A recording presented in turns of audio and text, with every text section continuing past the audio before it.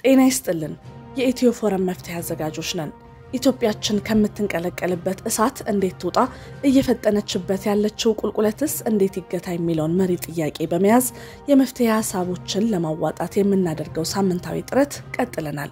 በመጀመሪያው መሰናዷችን በአሁን ወቅት ያለው የመከላከያ ሰራዊት አሁን በያዘው መንገድ ከቀጠለና የአብይ አህመድን ዙፋን ለመከላከል ዋጋ እየከፈለ ለመቀጠል ከወሰነ ሊፈርስ እንደሚችል ከፈረሰም ለሀገሪቱ አደገኛ እንደሆነ ማመላከታችን አይዘነጋም። ሰሞኑን በሰሜን ወሎ የፋኖ ኃይሎች ያደረሱት ጉዳትና የታየው እንቅስቃሴ ይህንን ከሚጠቁሙ አያሌ ምልክቶች አንዱ ነው። አሜሪካዊው ዕውቅ ዲፕሎማት ሄንሪ ኪሲንጀር በ1969 እንደ አውሮፓውያን አቆጣጠር ዘ ቪየትናም ኔጎሺዬሽን የሚል ዝነኛ መጣጥፍ አስነብበው ነበር። በዛ መጣጥፋቸው ካስቀመጡትና እስከዛሬም ድረስ የሚጠቀስ ገለጻ አላቸው። ገለጻው አንድ የሽምቅ ተዋጊ አለመጥፋቱ ብቻውን ድሉ ነው፣ ለአንድ መንግስት ደግሞ የሽምቅ ተዋጊን ካላጠፋ እንደተሸነፈ መቁጠር አለበት የሚል ነበር። እንግሊዘኛው the guerrilla wins if he does not lose, the conventional army loses if he does not win የሚል ነበር። ይህ ቀመር ለአብይ አህመድና ብርሃኑ ጁላ የማይሰራበት ምክንያት የለም። አብይ አህመድ አሸንፈናል ድል አድርገናል ከሚለው አማርኛ ጋር እንጂ ከድሉና ካሸናፊነቱ ጋር የሉም። ያሸነፉትም አንድም ታጣቂ ኃይል ሳይኖር ይልቁንም አዳዲስ ታጣቂ እንዲፈለፈል የሚያደርግ ስርዓት ዘርግተው እያጋደሉና እየገደሉ አሉ። እናም በኪሲንጀር አገላለጽ እንደፋኖ ያሉ ታጣቂ ኃይሎች እንኳን ክፍለ ጦርን የሚያህል ኃይል የመደምሰስ አቅም ላይ ደርሰው ይቅርና መኖራቸው ብቻ ድል ነው። ለአብይ አህመድ መንግስት ደግሞ እነዚህ ታጣቂ ኃይሎች ባይዋጉና ባይደመስሱት እንኳን በህይወት መኖራቸው ብቻ ውድቀት ነው። በርግጥ ኪሲንጀር የጻፉት ሀገራቸው ከቪየትናም አርበኞች ጋር ያደረገችውን ጦርነት መነሻ አድርገው ነው። ቢያንስ ኤሲያ ውስጥ በዚያ ዘመን የተደረገው ጦርነት በሁለት ሀገር ዜጎች መካከል ነው። የኛው ጦርነት ግን በሀገር ውስጥ ከሀገር ልጅ ጋር ሲሆን አንዱ የአብይ አህመድን ዙፋን ካልጠበቅኩ ብሎ በየመንደሩ ይዋጋል፣ ሌላው ደግሞ ጭቆና በቃኝ ቁጭ ብያል ሞትም እያለ ይፋለማል። በመሃል የሀገር ልጅ ይተላለቃል። ብልጽግና ላለፉት 7 ዓመታት ስለመደመር እያወራ ያልቀናነሰው ነገር የለም። በእነዚህ 7 ዓመታት ከኢትዮጵያውያን ላይ ያልተቀነሰ መልካም ነገር ፈልጎ ማግኘት ያስቸግራል። ከሰራዊቱ ያልተቀነሱት እነ ብርሃኑ ጁላና ብርሃኑ በቀለ፣ እነ መሰለ መሰረትና መሐመድ ተሰማ ናቸው። የፓርቲው ስያሜ ብልጽግና ቢሆንም በኢትዮጵያና ኢትዮጵያውያን ላይ ያልተንሰራፋ የደህንነት አይነትና የችግር መጠን የለም። ሀገሪቱ የፈጠረችው ሀብት ሁሉ በጦርነት እንዲወድም ተደርጎ ተወግቶም እያለቀ ክፉኛ ተዳቋል። የእርሻ መሳሪያዎች ወደ ጦር አውድማነት ተቀይረው የማዳበሪያ አቅርቦት ቀንሶ የግብርና ምርትም አሽቆልቁሏል። በትግራይ የነበረውና ለሀገሪቱ አመታዊ ምርት 10% ያዋጣ የነበረው ጅምር ኢንዱስትሪና ኢኮኖሚ በጦርነት ወድሞና ተዘርፎ ዘርፉ በከባድ ቀውስ ተመቷል። በአማራና በኦሮሚያ በጠፋው ሰላም የተነሳ በየከተማው ተስፋፍቶ የነበረው ኢንዱስትሪ በአብዛኛው ተዘግቷል። የኢንዱስትሪ ፓርኮችን አጣቦ የነበረውና በስንት ማባባያ ወደ ሀገር ቤት የመጣው የውጭ ኢንቨስትመንትም ሀገሪቱን ለቆ ሸሽቷል። የአንደኛ ደረጃ ትምህርት ሽፋንን ከ100 በላይ በማሳካት የሚሊኒየሙን የልማት ግብ አሳካች እያለ የተባበሩት መንግስታት ያወደሳት ኢትዮጵያ የሁለተኛ ደረጃ ትምህርትን በብዙ እጥፍ አስፋፋች እያለ ዩኔስኮ ያሞገሳት ሀገር በተቋማቱ መፈራረስ የደረሰው የትምህርት መስተጓጎል ሳያንስ በሰላም ወጥቶ መግባት ባለመቻሉ የከፍተኛ ትምህርትና የሥራ ዕድል በመጥፋቱ አንድም ወታደርነትን አሊያም ስራ ፈትነትን እንደማይቀርላቸው የተገነዘቡ ወጣቶች የትምህርት ፍላጎትና ተነሳሽነት አታዋል የሚል የመደመር ትሩፋት ከማስደንገጥ አልፎ ተራ ዜና ሆኗል።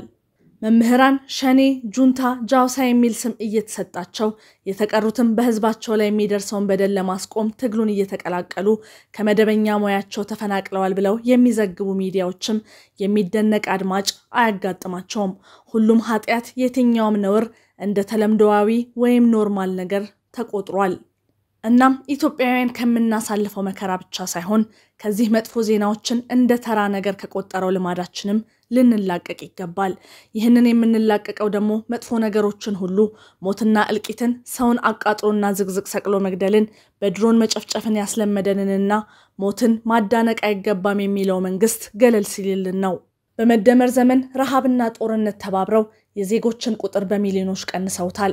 መልከጥፉን በስም ይደግፉ ሆነና በመደመርና ብልጽግና ትመራላችሁ ከተባለን ጊዜ ጀምሮ ሰላማችን፣ ደስታችን፣ ቁጥራችን፣ ገንዘባችን፣ ክብራችንና ስብዕናችን ተቀንሶ ብንራብ ረሃብ ብርቅ ነው እንደ እየተባልን በቀሰስተኛ ረሃብ እናልቃለን። ስትሞቱ ኢትዮጵያ ትሆናላችሁ ባሉን ጨካኝ መሪ በየጎዳናው በየሸንተረሩ የሚወድቀው አጽማችን ማረፊያው የአራዊት ከርስ ሆኗል። ነገር ግን በሰፈሩት ቁና መሰፈር አይቀርምና መደመር ብሎ ሲቀንሰን የከረመው መንግስት ለራሱም መቀነስ አልቀረለትም። ሰዎችን ከህይወትም ከቤትም ከኑሮም የቀነሰው አገዛዝ እሱም እንደ በፊቱ አይደለም። በትረ መንግስቱን ሲጨብጥ ከፍተኛ የህዝብ ድጋፍ የነበረው የአብይ አህመድ አገዛዝ ኢትዮጵያና ኢትዮጵያውያንን በቀነሰበት እጁ የራሱን ደጋፊ አመናምኖ ዛሬ መላመላውን አቁሟል። የጥፋት አጋሮቹን ሁሉ አራግፎ አውላላ ሜዳ ላይም ብቻውን ተሰልፏል። ትናንት እንነጠፍልህ ሲሉት የነበሩት ልሂቃን ሲጠራቸው አቤት ሲልካቸው ወዴት ይሉት የነበሩት ተደማሪዎች ሁሉ በተጻራሪ ጎራ ቆመው አይንህን ላፈር ብለውታል። በመደመር ሳይሆን በመቀነስ ሳይንስ የሚመራው ብልጽግና ከጸረ ኢትዮጵያ አጋሩ ከኤርትራ መንግስትና ከትናንት የጦርነት አጋሮቹ ጋር ተጣልቶ ብቻውን ቀርቷል። የራሱ አዛዦችና ወታደሮች ሁሉ በፍርሃት እንጂ በፈቃደኝነት የማይሰለፉለት ሆነዋል። መከላከያ ተብየውን ኃይል እያብጠለጠለ በቴክኖሎጂ ወደ መተማመን አምርቻለሁ የሚለን አብይ አህመድ በክፉ ቀን እንኳን ሰው ጥላህም ይከዳሃል የሚለውን ተረት ብቻ ታቅፎ ቀርቷል። ተቀናሽና ተቀናናሽ የበዛበት ብልጽግና በዘመኑ ማምሻ ላይ የጨመረው አዲስ ኃይል ቢኖር ከትግራይ ህዝብ ትግል የተፈናጠሩ ቅንስናሾችና ኑሮ መሯቸው ከአሜሪካ ወደ ኢትዮጵያ የተሰደዱ የፕሮፓጋንዳ ሰዎችን ብቻ ሆኗል። ሚሊዮኖች ሆ ብለው የተደመሩለት ብልጽግና ሚሊዮኖች ሆ ብለው የራቁት የአብይ አህመድ አገዛዝ ያበቃለት ነው የምንለው 7 ዓመት ሙሉ ባካሄደው የኢኮኖሚና የፋይናንስ የሰው ኃይል የተደማሪና አጋር ተሰላፊ ቅናሽ ባዶ እጁን ስለሆነና የቀረችው ምላሱ ብቻ ስለሆነች ነው። በዚህቹ ምላሱና በባዶ ኪሱ የ30 ቢሊዮን ዶላር ፕሮጀክት ለመስራት ቃል የገባልን አብይ አህመድ በአዲሱ ዓመት የባህር በር አመጣለው ያለ ለጦርነት በመገልገል ላይ ነው። የምናገኛቸው የብልጽግና አመራሮችና ጀነራሎች እንደነገሩን ከሆነ የባህር በር ለማምጣት በነደፈው የጦርነት እቅድ መጀመሪያ ሙሉ አቅሙን በኤርትራ ላይ ለማሳረፍ ወስኗል። ስልቱ በአንድ ጊዜ ከትግራይም ከኤርትራም ጋር የመዋጋት አቅም እንደሌለው በማስላት ለጊዜው ትግራዮችን በማባበልና በማስፈራራት አርፈው እንዲቀመጡ ለማድረግ ታስቦ የተዘጋጀ ነው። በቅርቡ ፊልድ ማርሻል ብርሃኑ ጁላ፣ ሬድዋን ሁሴንና አብርሃም በላይ የጊዜያዊ መስተዳድሩን ፕሬዝዳንት ጀነራል ታደሰ ወረደን አግኝተው ያነጋገሩትም ሆነ ጀነራሉ ከአብይ ጋር የተወያዩት ተመሳሳይ ነገር መሆኑን ሰምተናል። እኛ ህወሓትን እንደ ስጋት አንመለከትም፣ ለምን ከሻዕቢያ እኩል ይዘጋጃሉ የሚል ቅሬታ ይሁን ማዘናጋት ተናግረዋል። ከዚህ ለመገንዘብ እንደሚቻለው ፍላጎቱ እንጂ አቅሙ የሌለው የአብይ መንግስት ትናንት ትግራይና ኤርትራን ደርበን እንመታለን ሲል የነበረውን እቅድ አሻሽሎ እንደተለመደው ጦርነቱን በፈረቃና ተራ በተራ ለማስኬድ እየተዘጋጀ ይመስላል። ነገር ግን ጦርነቱን በአንዴ በሁለቱም ላይ ወይም ደግሞ በቅድሚያ በዚያኛው ጀምሮ ቀጥሎ ደግሞ በዚህኛው ኢላማው ላይ ቢያካሄድ ጊዜ እንጂ ሌላ ልዩነት አይኖረውም። ዛሬም ሆነ ነገ በአንድ ላይም ሆነ በተናጥል የህዝብ ሉዓላዊ መብትን ለመንፈግ የሚካሄደው ይህ ጦርነት በባህሪው ኢፍትሃዊ በመሆኑ እውነትም የጊዜ እንጂ የባህሪ ልዩነት አይኖረውም። ኢሳያስ አፈወርቂ በኢትዮጵያ ህዝብ ላይ የፈጸመው ወንጀል ሂሳቡ የሚወራረድበት ቀን ይመጣ ይሆናል። ይሁን እንጂ የሰው ሀገር ያለ መወረር እሴት ያላት ሀገራችን የኢሳያስ አፈወርቂን ሀገርንም ቢሆን እንድትወርና 100 ሺዎች እንዲያልቁ የራስን ያለ ማስነካት የሌላንም ያለ መፈለግ እሴት እንዲጠፋ መፈቀድ የለበትም። ደግሞም ጭል እያለች ያለችውን ሀገራችንን ለአንዴና ለመጨረሻ ጊዜ እንድናጣት የሚያደርገንም ሊሆን ይችላል። ወትሮም ቢሆን የኢትዮጵያን ጠላቶች በማሰባሰብና ለነርሱ በመላላክ እድሜውን የፈጀው ሻዕቢያ አሁን ደግሞ የበለጠ የሀገራችንን ጥፋት የሚፈልጉ ሀገራትን የሚያደራጅበት እድል ሊያገኝ ይችላል። ለብልጽግና አገዛዝ አላዋቂነትና ሀገር ጠልነት ምስጋና ይግባውና ግብጽን ሶማሊያ ድረስ መታሰፍራለች። ለማንኛውም የአብይ አህመድ መንግስት በኤርትራና በትግራይ በፈረቃም ይሁን በአንድ ላይ የሚጀምራቸው እነዚህ ጦርነቶች በ7 ዓመታት 5ኛው ጦርነቶቹ ይሆናሉ። ብልጽግና በኦሮሚያ በትግራይና በአማራ ላይ ካወጃቸው ቀደምት ጦርነቶች በተጨማሪ በኤርትራና በትግራይ ላይ የሚያካሂዳቸው አዳዲስ ጦርነቶች የአፍሪካ ቀንድን የማተራመስ ክብረ ወሰኑን አስጠብቆ መቀጠሉንም ያረጋግጣሉ። ስለዚህም በባህር በር ሽፋን ለጦርነት የሚደረገውን ዝግጅት ጨርሻለሁ የሚለው የብልጽግና መንግስት 4ኛና 5ኛ ጦርነቶቹን ድንገት ቢጀምራቸው ምን ማድረግ እንደሚገባን መምከርና ትክክለኛ አቋም ይዘን መንቀሳቀስ ይገባናል። እናም በቅርቡ 2 አዳዲስ ጦርነቶችን ሊያዋልድ መንገድ ላይ ስለመሆኑ የሚነግረንን የብልጽግና መንግስትን እድሜውን ለማሳጠር የሚያስችለንን አንድ ሰፊ ሀገራዊ የትግል ግንባር ስለመፍጠር አስፈላጊነቱን መነጋገር ይኖርብናል። የአብይ መንግስት አቅም ባገኘ ቁጥር ጦርነት እንደሚቀሰቅስ በተደጋጋሚ አሳይቶናል። በየክልሉ በፈረቃ የሚያወጇቸው ጦርነቶች ያስከተሉትና የሚያስከትሉት ጉዳት መላ ኢትዮጵያውያንን ለጉስቁልና ያዳረጉ ናቸው። ይህ እንደተጠበቀ ሆኖ ብልጽግና በተለያዩ ማህበረሰቦች ላይ የሚያካሂዷቸውን ጦርነቶች ለመቀልበስ እስካሁን የነበረው የመከላከል ምላሽ ተናጠላዊ እንጂ የተባበረ አልነበረም። አንዳንድ ጊዜ የተወሰኑ ወገኖች ከጦረኛው መንግስት ጋር ተባብረው ወንድም በወንድሙ ላይ እንዲነሳ ያደረጉ የተካሄዱት ጦርነቶችን የመከቱት በተባበረ ኃይል ሳይሆን በተናጠል ነበር። ይህም እንደገና ሁላችንም በፈረቃ የምንጎዳበትና ለጦረኛው መንግስት እድሜ መራዘም አመቺ መደላደልን ፈጥሮ ቆይቷል። ከዚህ ልንወስደው የሚገባን ትምህርት የብልጽግና መንግስት በፈረቃ በሚያካሂደው ጦርነት ከርሱ ጋር ወግኖ በሌላ ወንድም ህዝብ ላይ በመነሳትም ሆነ ዳር ቆሞ በመመልከት ከጉዳቱ የማናመልጥ መሆኑን ነው።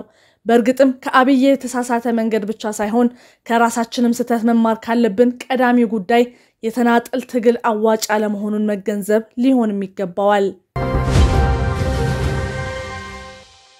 በዓለማችን አብይ አህመድን የመሳሰሉ ኋላቀር አምባገነን መንግስታት ከአንድ ወደ ሌላው ጦርነት እየተረማመዱ ብዙ ሀገሮችን ሲወሩ መጀመሪያ ላይ አንዳንዱ በፍርሃት ሌላው ደግሞ በአምፒዝመንት ወይም ደግሞ ማባበል በሚሉት ስልት እናበርዳቸዋለን በሚሉ መንግስታት የፈለጉትን የማድረግ እድል አግኝተው ነበር። ይህንን የመሰለው የመንግስታት አድርባይነትና የማባበል ስልት ግን የጀርመንና የጣሊያን ፋሺስቶችን ጦርነት ከመቆስቆስ አላስቆማቸውም።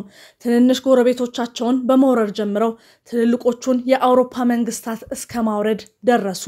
በዓለማችን የተሟላ ሰላም የወረደው የፋሺስታዊው ጦርነት ሰለባ የሆኑት አገሮች አንድ ዓለም አቀፍ ጸረ ፋሺስት የትግል ህብረት ፈጥረው ፋሺዝምን ከምድረ አውሮፓ ከጠራረጉት በኋላ ነው።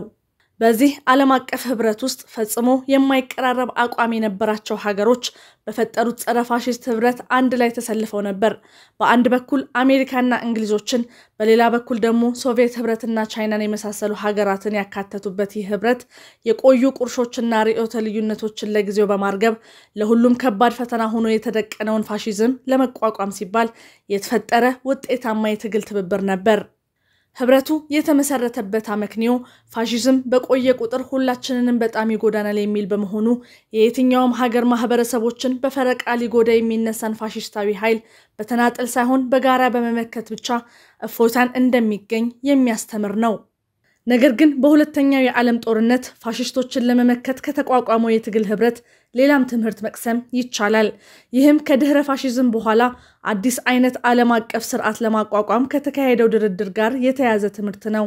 ጸረ ፋሺስቱ ህብረት የሂትለርና ሞሶሎኒን ጦረኛ መንግስታት ድል ባደረጉ በጥቂት ወራት ውስጥ ባካሄዱት የያልታው ኮንፈረንስ በአጠቃላይ የዓለምን በተለይም ደግሞ በሁለቱ ጦርነቶች የደቀቀው የአውሮፓን ሰላም እንዲመለስና መልሶ ግንባታ እንዲጀመር ተደራድረው የድህረ ጦርነቱ ሰላም ተፈጥሯል።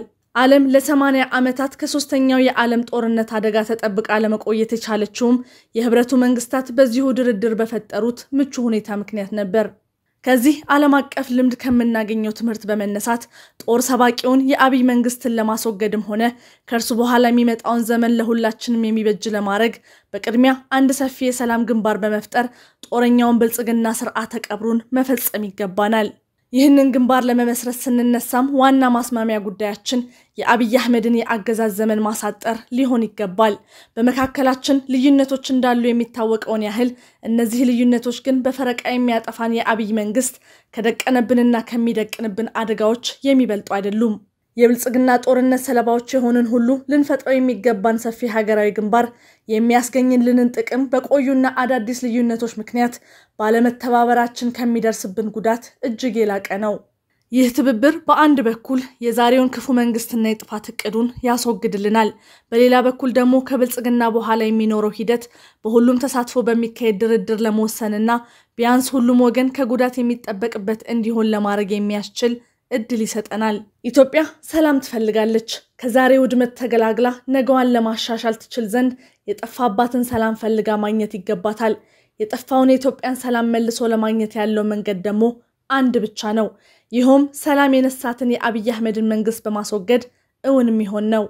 ጨካኙንና በፈረቃ ጦርነት አንድ በአንድ እየገጠመ ጊዜ የሚገዛውን መንግስት ማስወገድ የሚቻለው የብልጽግና ሰለባዎች የሆኑ ማህበረሰቦች ሁሉ ፈረቃ አንገባም ብለው በተባበረ ክንድ ሲነሱና ብልጽግናን ሲያስወግዱ ነው። ፋሺስታዊና ጦረኛ የነበሩትን የጀርመን የጣሊያንና የጃፓን መንግስታትን ካሸነፈው የዓለም አቀፍ ህብረት ተምረን የሪዮትና የከረሙ ቁርሾች ሳይገድቡን ዛሬን አላስኖር ያለንን መንግስት ለማስወገድ ሰፊ የትግል ህብረት እንፍጠር። የአስተሳሰብና የትናንት ታሪክ እስረኞች ሳንሆን የክፋት ሁሉ መንስኤ የሆነውን ጦረኛ አገዛዝ እናስወግድ። ዛሬ እርስ በእርሳችን ተጋጥመን የምንሸናነፍበት ሳይሆን ከምንም ነገር በላይ ገኖ የወጣውን የጋራ እንቅፋት ለማስወገድ በህብረት የምንነሳበት ጊዜ ነው። የብልጽግናን እድሜ በሚያራዝም ደረጃ ተነጣጥለን የምንቆም ወይም የምንፋለምበት ጊዜ ሳይሆን ሰላማችንን ነስቶ ድህነታችንን አባስቶ ለስቃይ የዳረገንን አገዛዝ በጋራ ትግል ለማስወገድና ሁሉም ችግሮቻችንን በሰላም መንገድ ለመፍታት ሰላማዊ ሽግግር እንድንበቃ ሀገር አቀፍ የትግል ህብረት የምንፈጥርበት ጊዜ ላይ ነን። ጨካኝና ፋሺስታዊ ባህሪ የተላበሱ መንግስታት ከተወገዱበት የዓለም ህዝቦች የተባበረ ትግል ተምረን በጋራ እስከ ተነሳን ድረስ ያበቃለትን የብልጽግናን መንግስት በአጭር ጊዜ ለማስወገድ የሚሳነን አይሆንም። በዚህ አጋጣሚ አንድ ነገር ለማሳሰብ እንወዳለን። ይሄውን በአሁን ጊዜ በኢትዮጵያ ውስጥ ያለውን ተፋላሚ ኃይሎች የኃይል ሚዛን ከማነጻጸር ጋር የተያያዘ ነው። በኢትዮጵያ ውስጥ ትጥቅ አንስተው የሚፋለሙትን መንግስትንና ጸረ መንግስት ኃይሎችን ስናነጻጽር ሁለት ሁኔታዎችን እናገኛለን። በአንድ በኩል ብልጽግናን በየክልሉ ካሉ የታጠቁ አማጽያን ጋር በተናጠል በማወዳደር የምናገኘው እውነት አለ። ብልጽግናና ኦነግ፣ ብልጽግናና ፋኖ፣ ብልጽግናና የትግራይ ታጣቂዎችን ወታደራዊ አቋም በተመለከተ ለጊዜው አንዱ ወገን ብልጫ የያዘበት ሁኔታ አይታይም። በዚህ የተነሳ አማጽያኑ ከብልጽግና ጋር በተናጠል እየተፋለሙ ያረጋገጡትን ድል ህልውናቸውን ከማስጠበቅ አልፎ ይሄድ አይደለም። ይህም አማጽያኑ ትግላቸውን ለማስተባበር ባለመቻላቸው ብልጽግና ያለ የሌላ አቅሙን በአንዱ ላይ ወይም በሌላው ላይ በተናጠልና በፈረቃ ለማሳረፍ እድል በማግኘቱ የተነሳ ነው።